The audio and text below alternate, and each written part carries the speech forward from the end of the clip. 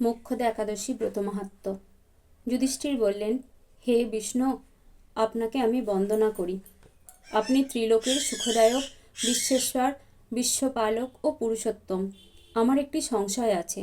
অগ্রহায়ণ মাসের শুক্লপক্ষের যে একাদশী, তার নাম কি, বিধি বা কি ও কোন দেবতা এই একাদশীতে পূজিত হন, তা আমায় বলুন।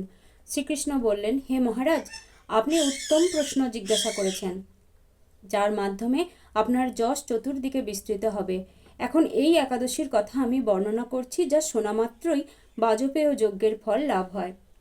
অগ্রহায়ণ মাসের শুক্লপক্ষের এই একাদশী মোক্ষদা নামে পরিচিত। সর্বপাপ নাশিনী ও ব্রত মধ্যে সর্বশ্রেষ্ঠা এই একাদশীর দেবতা শ্রী দামোদর।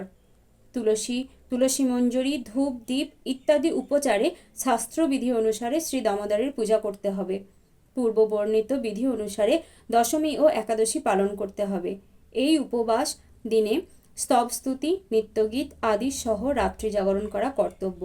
হে মহারাজ, প্রসঙ্গক্রমে একটি অলৌকিক কাহিনী আমি বলছি, মনোযোগ দিয়ে এই ইতিহাস শ্রবণ মাত্রই সর্বপাপ ক্ষয় হয়। যে পিতৃপুরুষেরা নিজ নিজ পাপে অধর্জনী প্রাপ্ত হয়েছে, এই ব্রত পালনের পুণ্য ফল বিন্দু মাত্র তাদেরকে দান করলে তারা মুক্তি লাভের যোগ্য হন। কোনো এক সময় মনোরম চম্পক নগরে বৈখানস নামে এক রাজা ছিলেন। তিনি ছিলেন সমস্ত বৈষ্ণব সদ্গুণে বিভূষিত। প্রজাদের তিনি পুত্রের মতো পালন করতেন। তার রাজ্যে বহু বেদজ্ঞ ব্রাহ্মণ বাস করতেন। রাজ্যের সকলেই ছিল বেশ সমৃদ্ধশালী। একবার রাজা স্বপ্নে দেখলেন যে তার পিতা নরকে পতিত হয়েছেন। তা দেখে তিনি অত্যন্ত বিস্মিত হলেন। পরদিন ব্রাহ্মণদের ডেকে বলতে লাগলেন, হে ব্রাহ্মণগণ, গত রাত্রিতে স্বপ্নে নরক যাতনায় পিতাকে কষ্ট পেতে দেখে আমার হৃদয় বিদীর্ণ হচ্ছে। তিনি আমাকে লক্ষ্য করে বলতে লাগলেন, হে পুত্র, তুমি আমাকে নরক সমুদ্র থেকে উদ্ধার করো। তার সেই অবস্থা দেখে আমার অন্তরে সুখ নেই।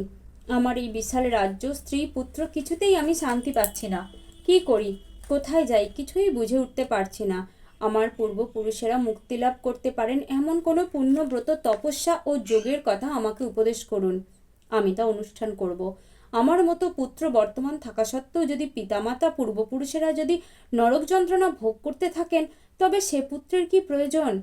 ব্রাহ্মণগণ বললেন, হে মহারাজ, আপনার রাজ্যের কাছেই মহর্ষি পর্বতমুনির আশ্রম রয়েছে। তিনি ত্রিকালজ্ঞ। তার কাছে আপনার মুক্তির উপায় জানতে পারবেন। ব্রাহ্মণদের উপদেশ শ্রবণ করে মহাত্মা বৈখানস তাঁদের সঙ্গে নিয়ে সেই পর্বতমুনির আশ্রমে গমন করলেন। তাঁরা দূর থেকে ঋষিবরকে সাষ্টাঙ্গ প্রণাম করে তার কাছে গেলেন। মুনিবর রাজার কুশল বার্তা জিজ্ঞাসা করলেন। রাজা বললেন, হে প্রভু, আপনার কৃপায় আমরা সবাই কুশল।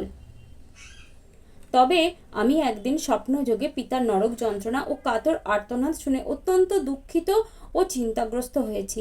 হে ঋষিবর, কোন পুণ্যের ফলে তিনি সেই দুর্দশা থেকে মুক্তি পাবেন, তার উপায় জানতেই আপনার শরণাগত হয়েছি। রাজার কথা শুনে পর্বতমুনি কিছুক্ষণ ধ্যানস্থ হয়ে বললেন, হে মহারাজ, পূর্ব জন্মে তোমার পিতা অত্যন্ত কামাচারী হওয়ায় তার এরকম অধোগতি লাভ হয়েছে। এখন এই পাপ থেকে মুক্তির উপায় বর্ণনা করছি। অগ্রহায়ণ মাসের শুক্লপক্ষের মোক্ষদা একাদশী পালন করে সেই পুণ্যফল পিতাকে প্রদান করো। সেই পুণ্য প্রভাবে তোমার পিতার মুক্তি লাভ হবে। মুনির কথা শুনে রাজা নিজ গৃহে ফিরে এলেন। সেই পবিত্র তিথির আবির্ভাবে তিনি স্ত্রী পুত্রাদি সহ যথাবিধি মোক্ষদা একাদশী ব্রত পালন করলেন। ব্রতের পুণ্যফল পিতার উদ্দেশ্যে প্রদান করলেন। ওই পুণ্যফল দানের সঙ্গে সঙ্গে আকাশ থেকে পুষ্পবৃষ্টি হতে লাগলো। হে পুত্র, তোমার মঙ্গল হোক। এই বলতে বলতে বৈখানস রাজার পিতা নরক থেকে মুক্ত হয়ে স্বর্গে গমন করলেন। হে মহারাজ যুধিষ্ঠির, যে ব্যক্তি এই মঙ্গলদায়িনী মোক্ষদা একাদশী ব্রত পালন করে তার সমস্ত পাপ বিনষ্ট হয় এবং মৃত্যুর পর মুক্তি লাভ করে। এই ব্রতের পূর্ণ সংখ্যা আমিও জানি না। চিন্তামণির মতো এই ব্রতটি আমারও অত্যন্ত প্রিয়। এই ব্রত কথা যিনি পাঠ করেন এবং যিনি শ্রবণ করেন, উভয়ই বাজপেয় যজ্ঞের ফলপ্রাপ্ত হন। হরে কৃষ্ণ কৃষ্ণ কৃষ্ণ হরে হরে, হরে রাম রাম রাম হরে হরে।